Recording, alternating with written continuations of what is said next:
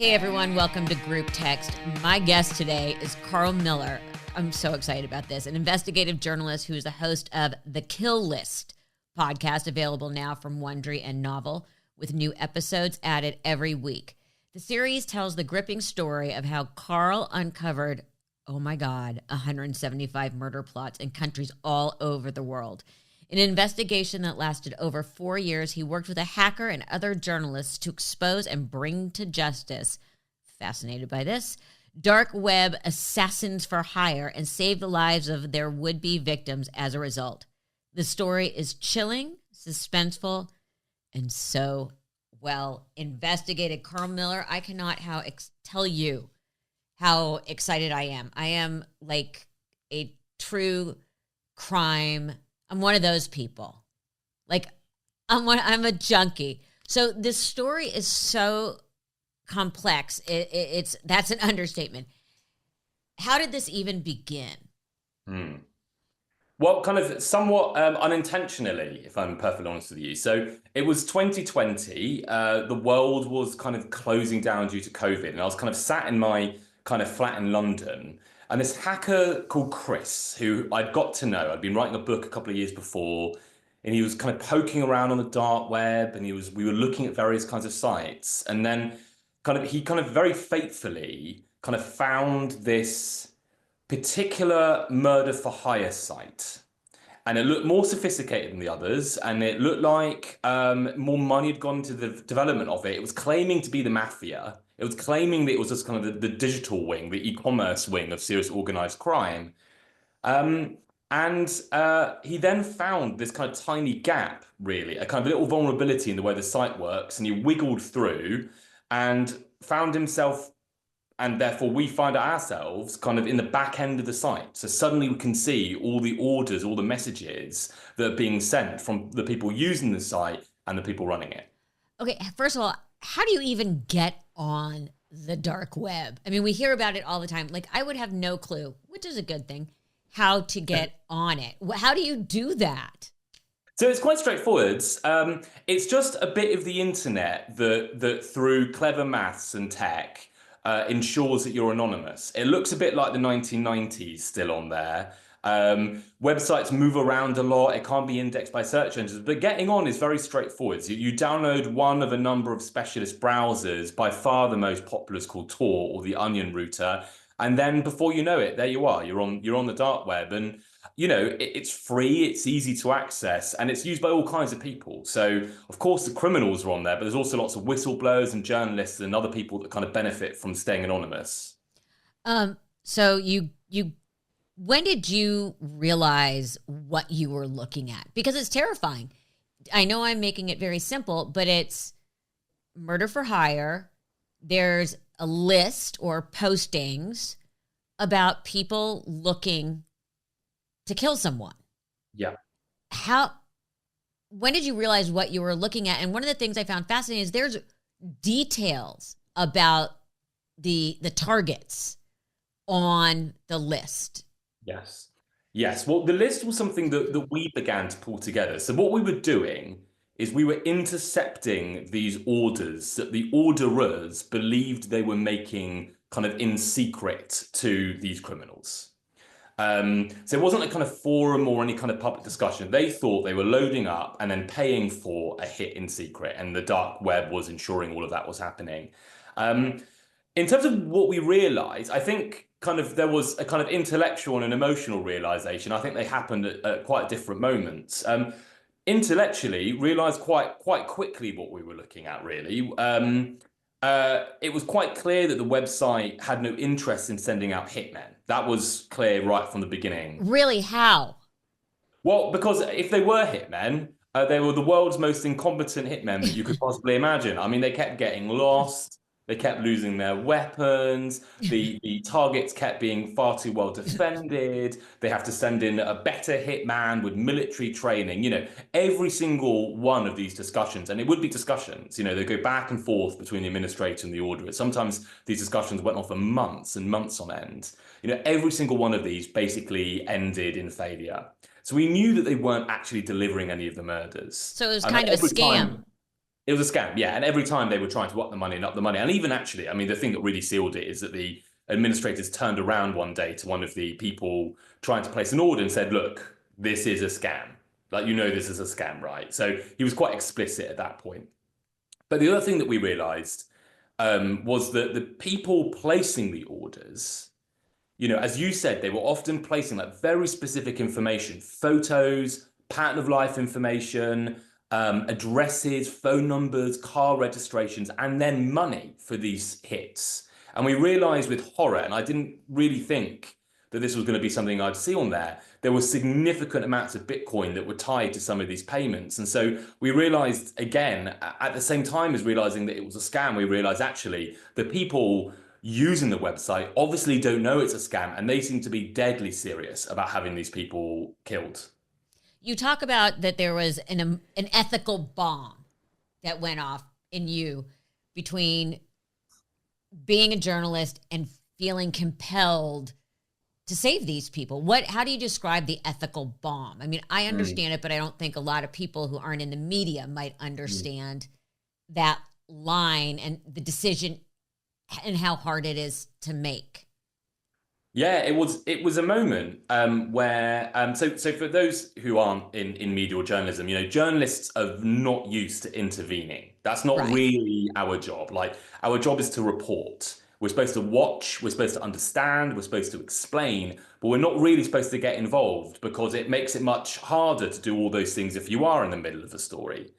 But quite quickly, I and this team of podcasters, Caroline and my other producers, we realized that it was unlikely that the police were going to be effectively keeping these people safe. The first thing that I did do was to phone the police, and they came to my flat in London and tried to work out if I was mad or not. Literally, they were running kind of mental health checks to see if I was mad. I mean, understandably, the story was so fantastical. But then, one thing led to another. They did believe me, but the way that they were trying to deal with these cases all over the world, for lots of reasons, totally convinced me that it wasn't going to work. And so I felt like, and this was the ethical bomb, I felt like we had no choice but to begin to intervene ourselves, to step into these people's lives and actually contact them directly. That was the only way that we could be confident that they knew about the threat they were under. There was one, and that was the bomb, because that involved us basically not really acting as journalists anymore, becoming something else. And I still don't have really a word to describe it. Oh, there was an event at one point, though, that made you actually think that this was an active list. And you talk about a woman named Amy Allwine and suspicious things around her death.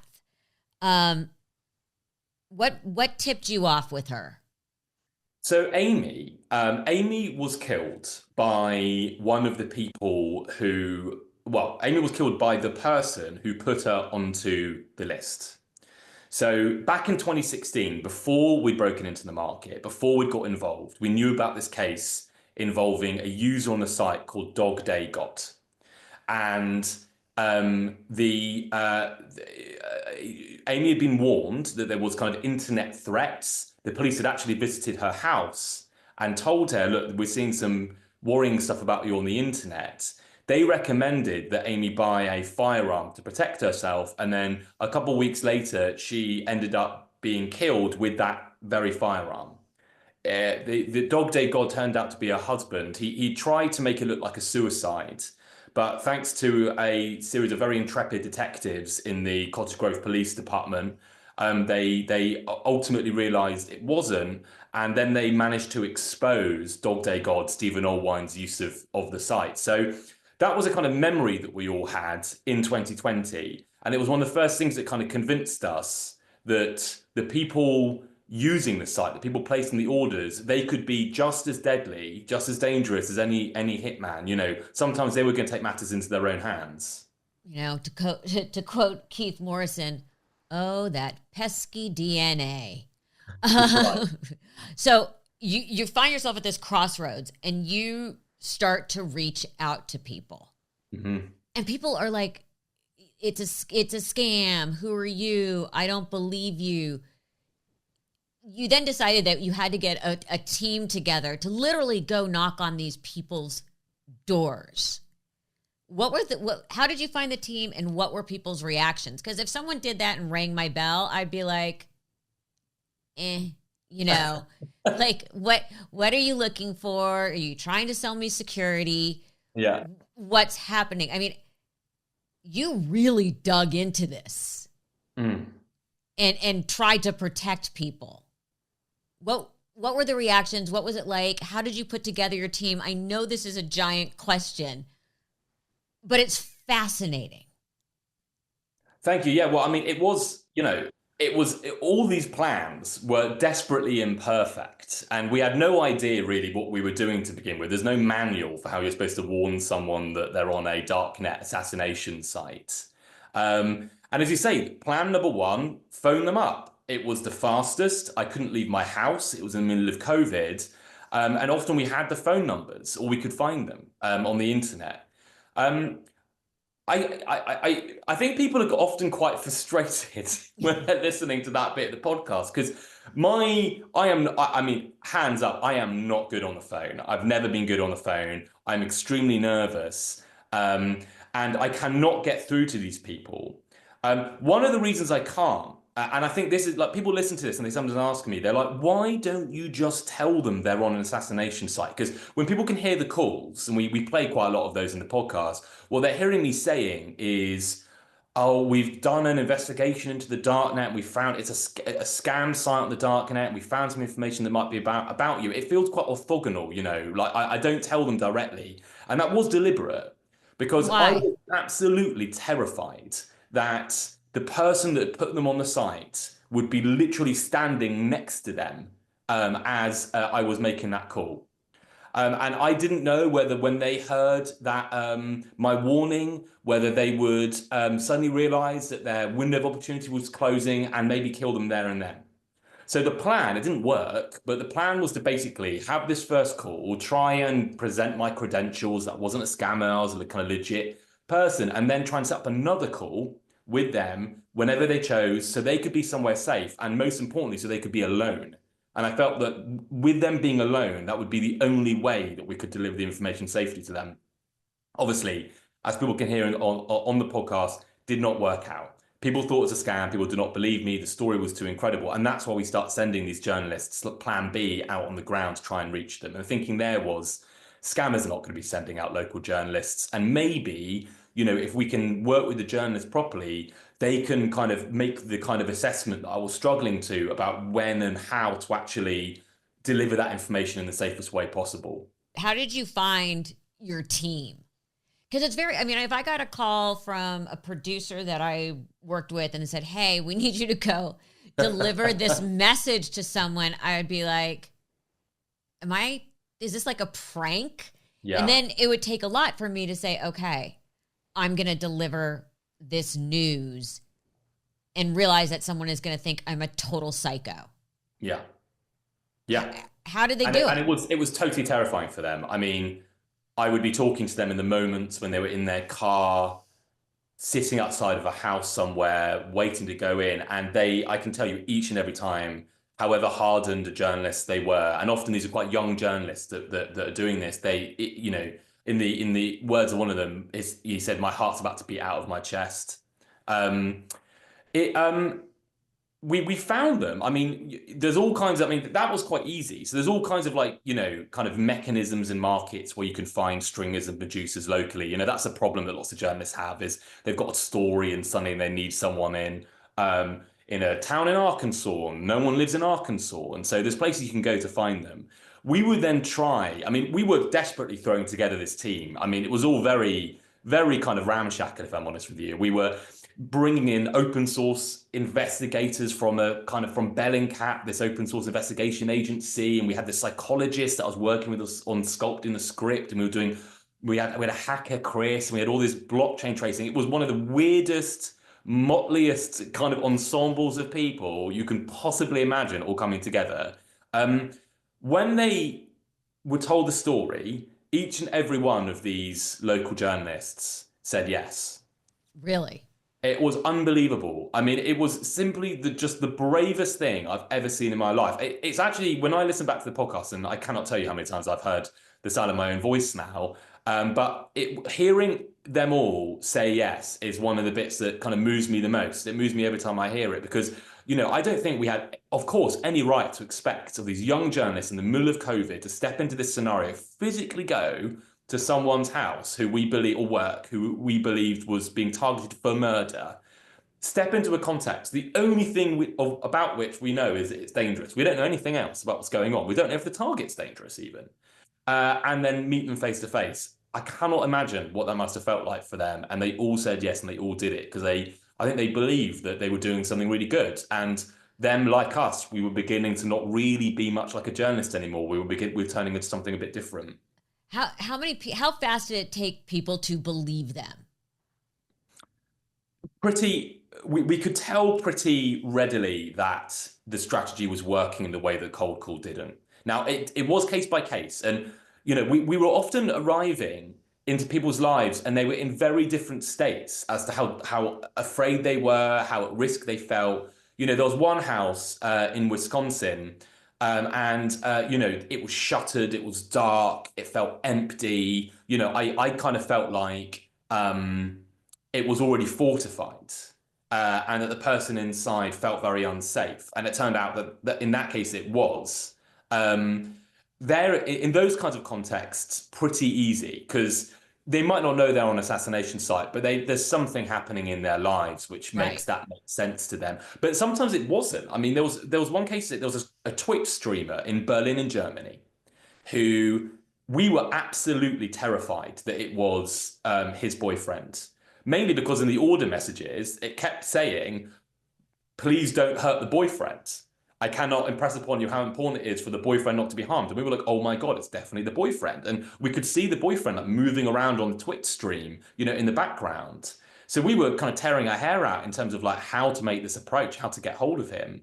And when we finally did via a local journalist, he absolutely did not believe us. Not from the beginning, not to the end. He could not think of who it was. There was absolutely no one in his life. There was nothing happening in his life to make him think he was at risk. He was absolutely, totally convinced that it was mistaken identity. He only became convinced, in fact, when the Berlin police turned up at his house. That's when he first started taking it seriously.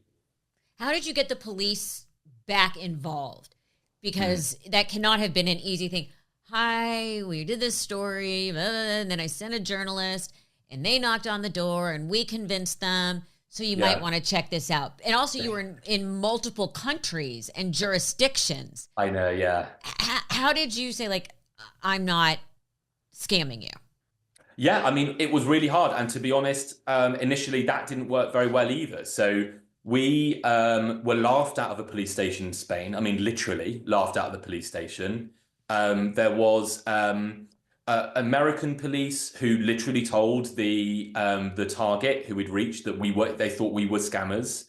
In Switzerland, the police told the target on the list, who we'd come to know quite well, that they thought we were running the site and that we were just doing this to get a story.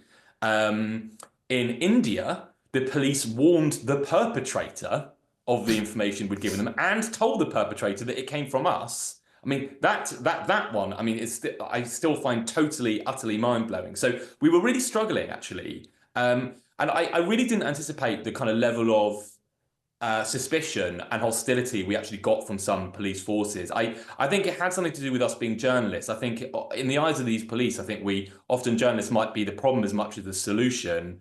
It was 2020. There was another election happening then, and journalists had been dragged in the same way into lots of political discussions in the States, and you could feel that in the way that you were having to talk to police. What really was a game-changing moment, though, was the entry of the FBI. So we had the FBI phoned us up one day and said, "We hear what you're doing. Do you want to work with us?" And suddenly we could disclose all of our cases directly to the FBI, and they could investigate all the US cases, and they could vouch for us abroad. And that was absolutely transformative in terms of, our ability to scale up and see effective investigations actually begin happening. So There's a woman named Elena who was the first person who actually listened to you. Yeah. What was her story? She is a woman who lives in the suburbs of Zurich. It was a stranger. It was like meeting a celebrity. Because Really? I'd been staring at this picture of her for weeks. The picture that was, it's always the same. All the pictures that are loaded on for assassination orders are always really glamorous. People always look great Yeah. because they're always stolen from their Facebook profile pictures. So they're always on holiday. And there was a case with Elena. She was kind of smiling. She looked somewhere glitzy, like a cocktail party or something. And um, when I first got onto the call with her, it was like meeting someone that you feel like you know and you feel like Right. you're friends with, even though you're not. Uh, when I finally managed to kind of kind of stumble out the kind of warning, we quickly learned that Elena was going through a very messy divorce. There was a lot of money on the table. Her husband didn't want to pay it. She was a housewife, and she was leaving him. And she was actually in the middle of a very scary and kind of difficult kind of extrication of that marriage. He was very abusive. He was sending lots of messages, quite a lot of threats already. He'd, possibly been tracking her with private detectives. He'd thrown paint over her, lots of kind of abusive and harassing behavior.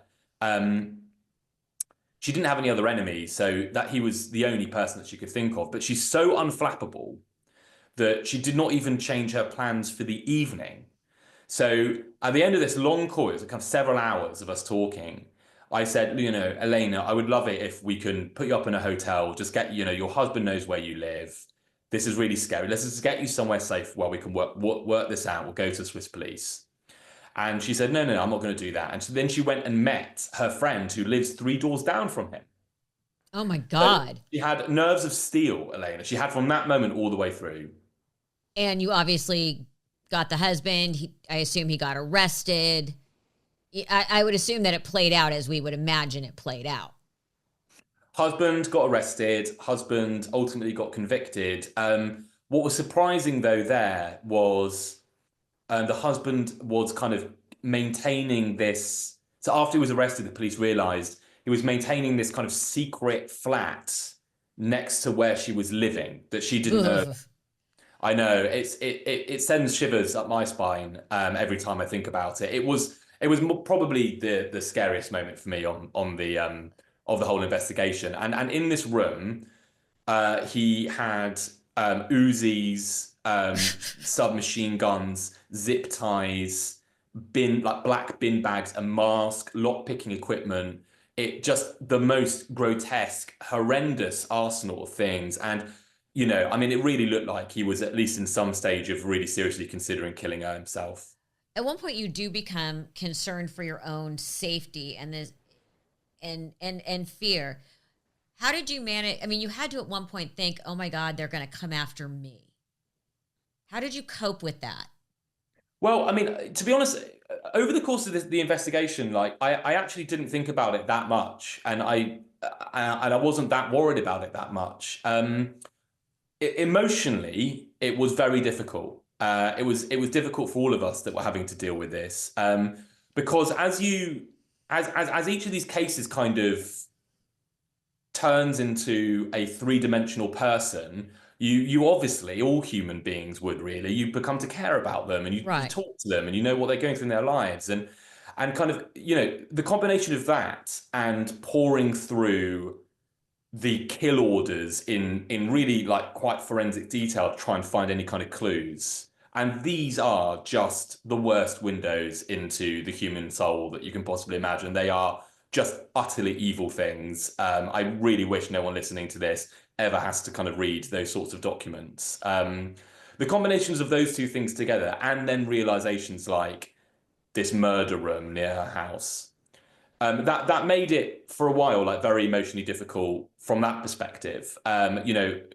Recurrent nightmares, a kind of almost unbanishable sense of unease and anxiety the entire time, like a real difficulty in being able to think about or do anything else. I mean, and this went on for months and months. And the way of dealing with that really, it's a kind of actually trying to emotionally disengage a bit. And this might sound quite callous, but it's actually to build walls around, what you're doing so that you can do the investigation, you can speak to people and get to know them, but you just try and read as few of the kill orders as you possibly, Oh, because it just isn't something that you can spend a lot of time with and it not affect you. yeah, I just went through actually a project where I had to do the same thing and just completely emotionally separate. And that's hard. And it's hard. It's really hard.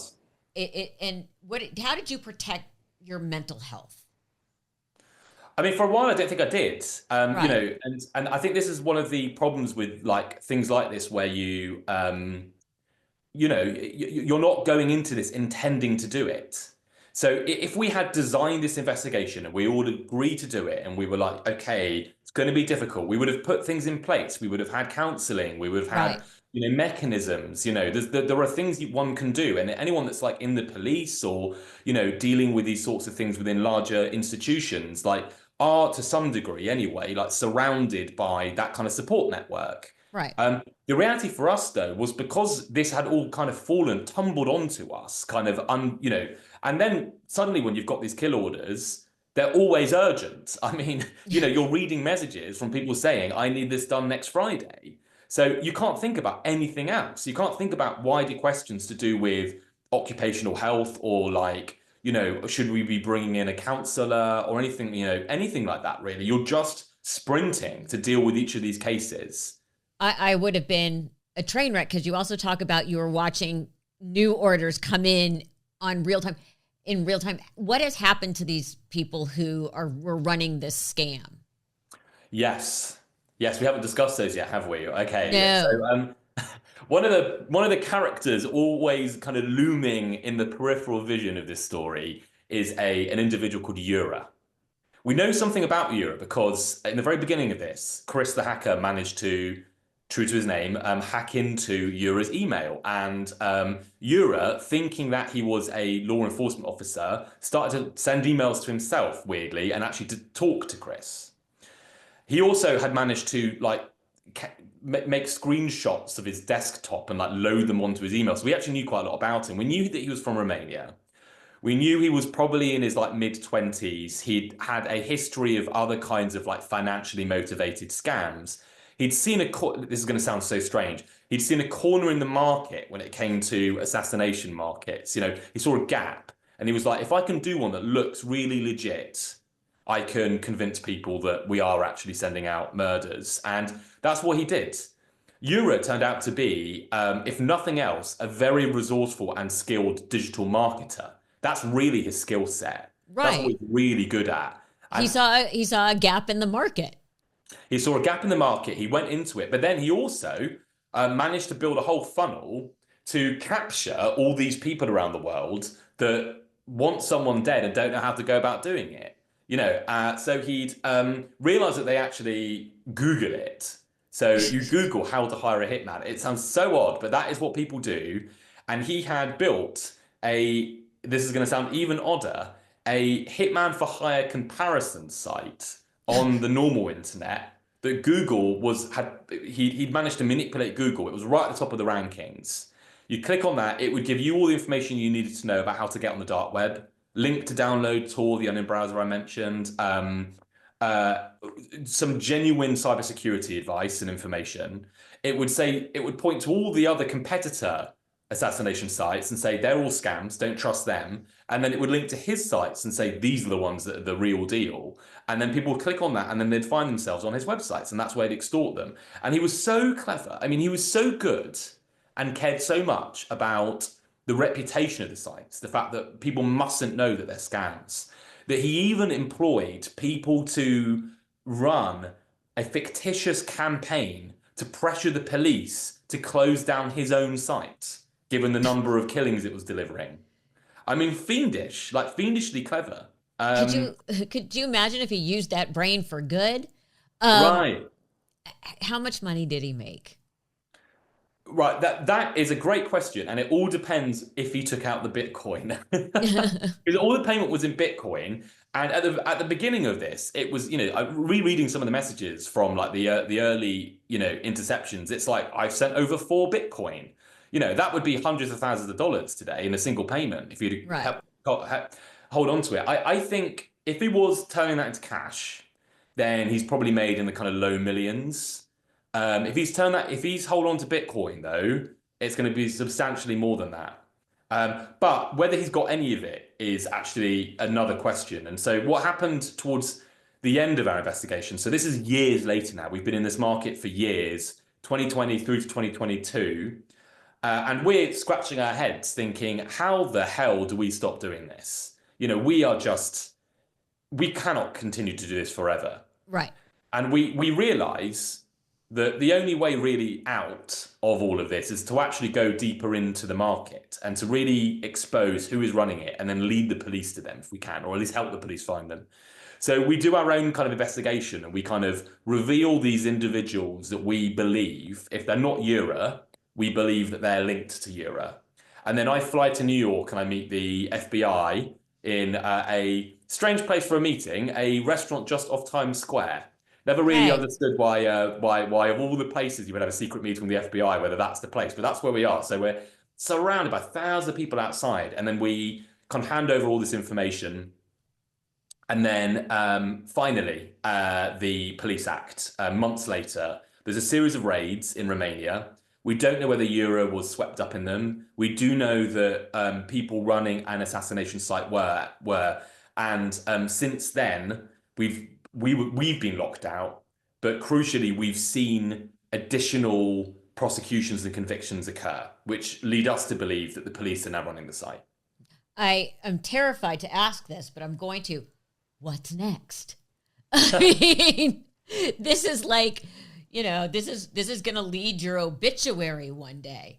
That's a thought, isn't it? Yeah. Hopefully not too early. No, but you know what I'm saying? Like, this is like the one who, you've got the podcast. What are you looking at next? Or are you just taking a deep breath and a break?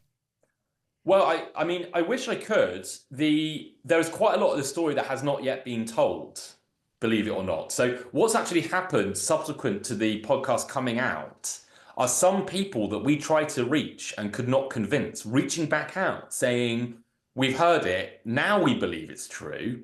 And actually those are cases. So like we need to open those back up. We are, and beginning to talk to the police and beginning to hand over all the information. Not, this is for, at the end of all of this, when the dust all settled, we look back, we've got 28 people have now been convicted. I think there's about 32 arrested as a result of what we did. But there's 175 cases that we disclosed to the police. So actually, for most people, they didn't really get closure yet. And I think there's a great big large part of me that wants to retire from the assassination market investigations game. I did not really set out the intent to do any of this when I began doing this kind of work, and I'm very glad that we don't have this responsibility anymore. But I do feel that there are some parts of the story that hasn't yet been told, and then who knows? Hopefully, back to doing things far less scary. Carl Miller, Kill List podcast from Wondery and Novel, new episodes every week. I could talk to you forever. Please come back. It is fascinating. Everyone needs to listen to it. And thank you so much for joining us today. Thanks so much.